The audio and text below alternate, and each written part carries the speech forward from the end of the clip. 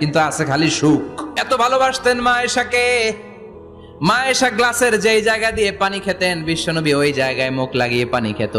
মা আয়েশা গোশতকে হাড্ডি ফেলে দিলে বিশ্বনবী ওই হাড্ডিটা নিয়ে চষতে শুরু করে দিত। এক বালতি থেকে পানি নিয়ে দুইজনে গোসল করত। আবার বিশ্বনবীর সাথে সাথে মাঝে মাঝে বায়না ধরতো, মাঝে মাঝে রাগও করত। বিশ্বনবী বলেন, আয়েশা কখন তুমি রাগ করো, কখন তুমি আমারে ভালোবাসো আমি বুঝি।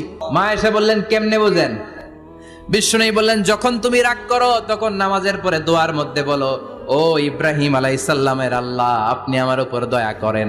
তার মানে তুমি রাগ করে আছো, আমার নাম নাও নাই। আর যখন আমার উপর খুশি থাকো নামাজের পরে দোয়াতে বলো, মুহাম্মদ সাল্লাল্লাহু আলাইহি ওয়াসাল্লামের আল্লাহ, আপনি আমাদের উপর রহমত করেন। তার মানে খুশির সময় তুমি আমার নাম নাও, রেগে গেলে অন্য নবী দিয়ে দোয়া সাইরা দাও, রেগে গেলে আমার নামটা নাও না।